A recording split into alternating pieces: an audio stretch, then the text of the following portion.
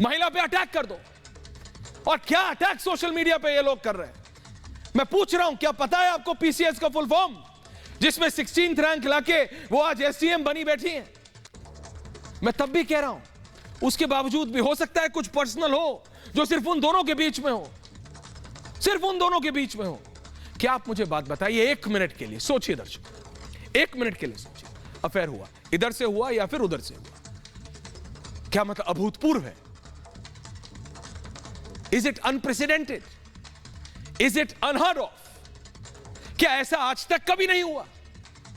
क्या आज से पहले किसी को कोई और पसंद आया ही नहीं क्या? कि ऐसा ये सोशल मीडिया पे ये जो बैठे हुए हैं मठाधीश बन के कुछ लोग, इन्होंने बोला नहीं है, ये कैसे हो गया? एक महिला जो अफसर बनी, उसने अपने पति को छोड़ने की बात कैसे सोच ली? चाहे वो जो भी भुगत रही थी, जैसे भी भुगत रही थी, शारीरिक मानसिक प्रताड़नाएं जो भी झेल रही थी, अगर वो चुप थी तो अच्छा नहीं था ना?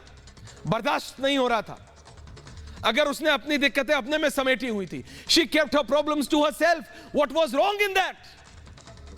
वो उसकी उनकी अपनी पर्सनल प्रॉब्लम्स थी, she is a serving officer, वो उस प्रॉब्लम्स को पब्लिक नहीं करना चाहती थी।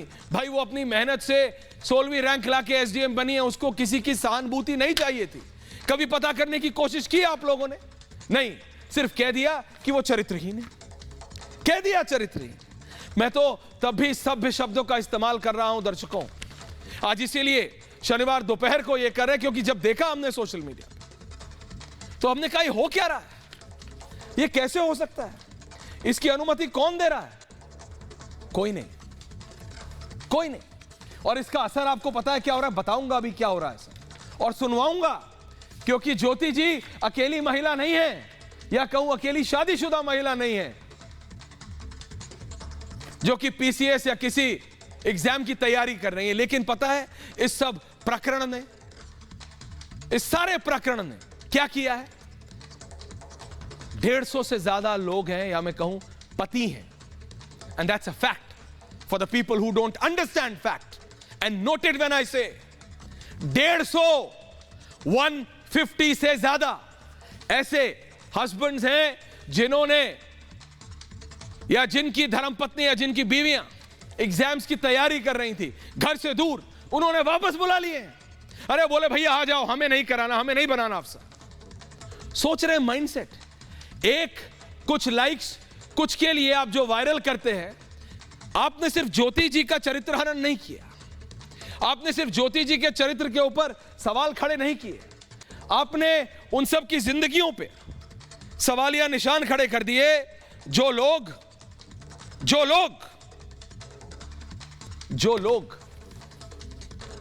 अपनी बीवियों को सपोर्ट कर रहे थे, जो लोग अपने पार्टनर्स को पूरा भरोसा दिखा के बाहर भेज रहे थे पढ़ने के लिए, उन सब का आपने भरोसा हिलाने का काम किया है, जो हम होने नहीं देंगे, जो मैं नहीं होने दूंगा। That's wrong. इसीलिए दर्शकों, you should know the fact, fact पता होना चाहिए। मैं कह रहा था ना, क्या किसी और के लिए लाइकिंग, क्या जिसे अफेयर कहते हैं आप, जो कहते हैं, क्या ये पहली बार है? अगर यही दूसरी तरफ से होता तो क्या कहते?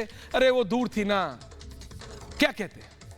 लड़के आपस में बैठ के क्या कहते? चाय की दुकान पे बैठ के बात भी नहीं करते। मैं बता रहा हूं, बात भी नहीं करते। बात पता है क्यों हो रही? सोशल मीडिया पे क्यों एक सर्विंग ऑफिसर के ऊपर इस तरह से किया जा रहा है? क्योंकि वो महिला है। Easy to target, you can question the character. आप उनके चरित्र पे एक क्षण भर में एक सवाल कर सकते हैं और हजारों लाखों लाइक आ जाएंगे। किसी को कोई बोलने की जरूरत ही नहीं, अपने आप हो रहा है सब कुछ, अपने आप।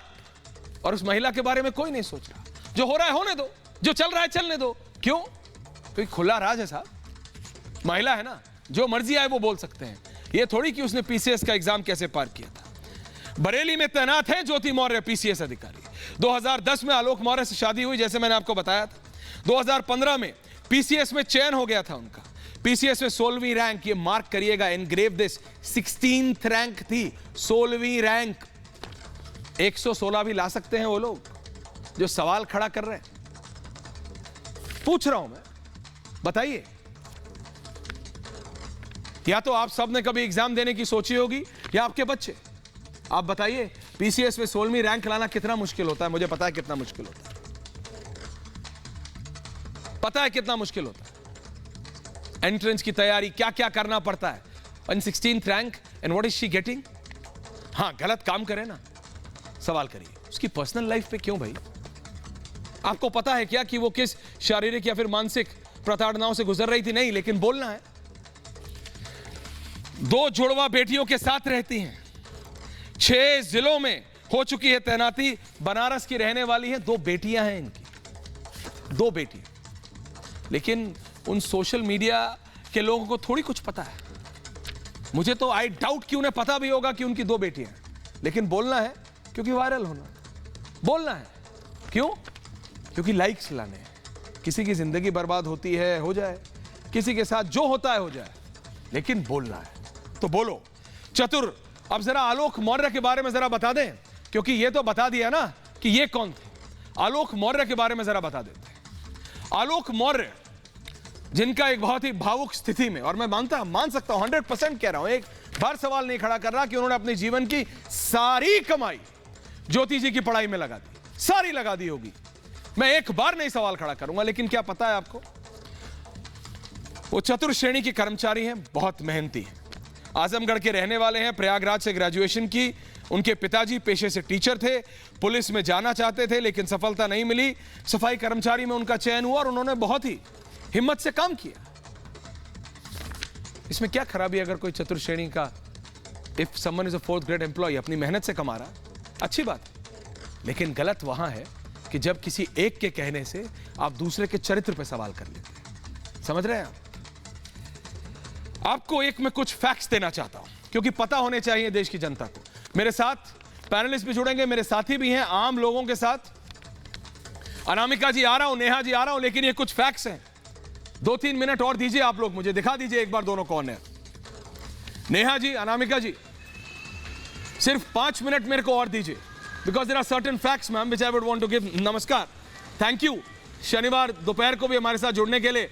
अनामिका जी, मेरे को पता है आपके यहाँ फंक्शन है, नेहा जी आप कहीं बाहर है, but thank you so much जुड़ने के लिए, thank you so much ma'am. लेकिन मैं कुछ फैक्ट्स देना चाहता हूं। आपको पता है, नौकरी पेशी महिलाएं इस समय भारत में शादीशुदा लोगों में, ये फैक्ट जरा ग्राफिक ऑन एयर कर दो शर्मा, भारत में शादीशुदा लोगों में नौकरी पेशी महिलाएं 32% है, 32%। जो पुरुष नौकरी करते हैं वो 98% है।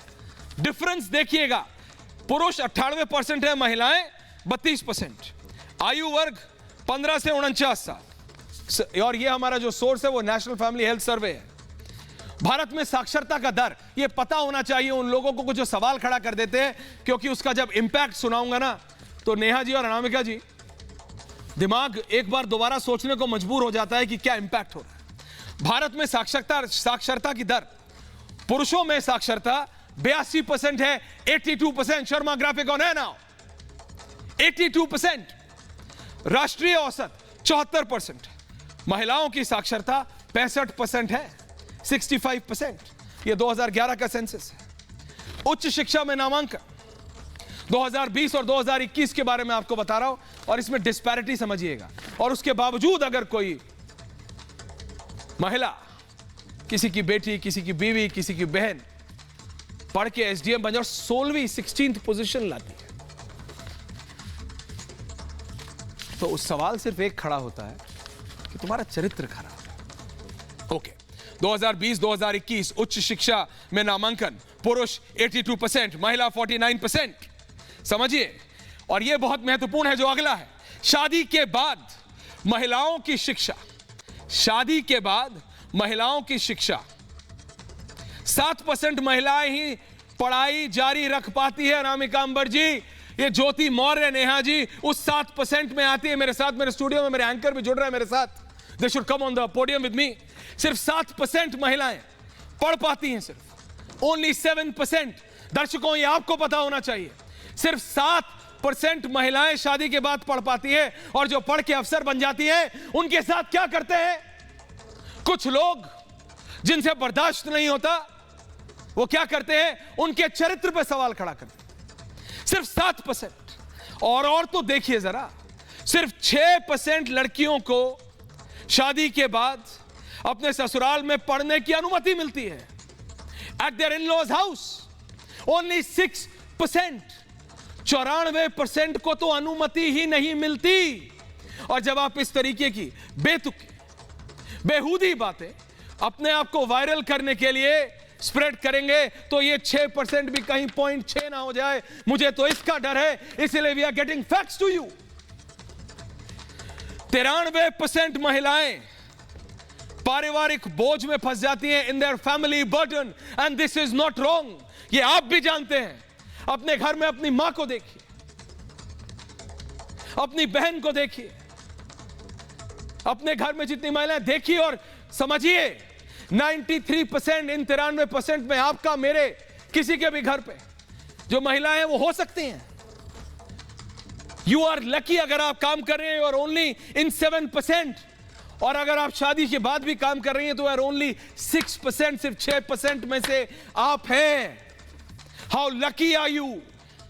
और ये उन लोगों को समझना चाहिए जो 1 मिनट में बिना फैक्ट्स जाने, बिना रियलिटी जाने सिर्फ उंगली खड़ी कर देते हैं। 50% लड़कियां ना पढ़ाई कर पाती हैं और ना नौकरी। If these facts are not, और अगर ये फैक्ट आपके लिए नहीं है ना कुछ,